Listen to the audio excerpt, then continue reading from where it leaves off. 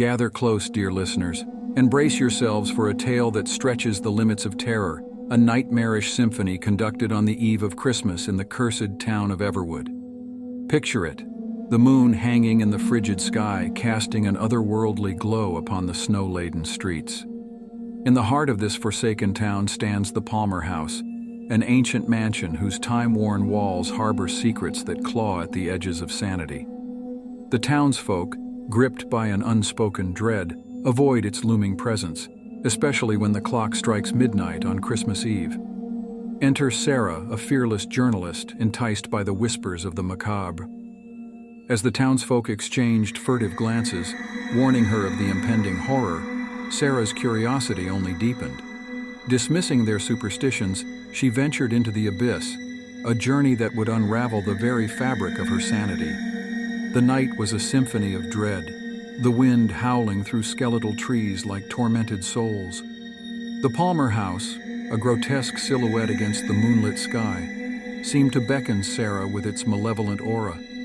As she stepped through the decaying gate, a cold gust slammed the door shut, sealing her fate within the accursed mansion. Inside, the air was thick with the stench of decay, and the oppressive silence was broken only by the relentless ticking of a long-forgotten clock.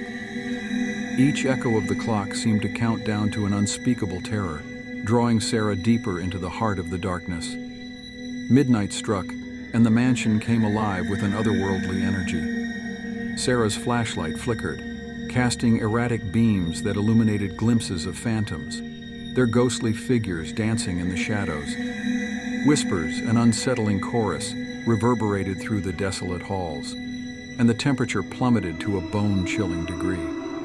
As she navigated the labyrinthine corridors, a haunting melody filled the air. An ancient carol played on an age-old piano. The ghostly notes, a lament that seemed to resonate from the very soul of the house, set the stage for the horrors that awaited. In the grand ballroom, Sarah encountered a spectral figure, a woman in a tattered gown, fingers caressing the piano keys with mournful precision.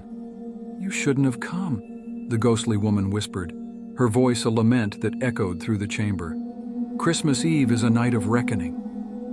The room erupted into a nightmarish waltz of phantoms, their translucent forms twirling in a grotesque dance. Anguished cries filled the air, and the walls seemed to close in, squeezing the breath from Sarah's lungs. The very air vibrated with the pain of tormented souls trapped within the mansion's haunted embrace. Terror seized Sarah as she fled from the nightmarish spectacle, the echoes of the ghostly waltz haunting her every step. She stumbled into the unforgiving night, gasping for breath as the first light of Christmas dawn broke on the horizon. The Palmer House, a silent sentinel, stood defiant, its secrets buried in the collective nightmares of Everwood. The townsfolk found Sarah, a shell of her former self, her eyes haunted by the horrors she had witnessed. As she recounted her harrowing tale, the Palmer House loomed in the distance, an ominous specter in the town's consciousness.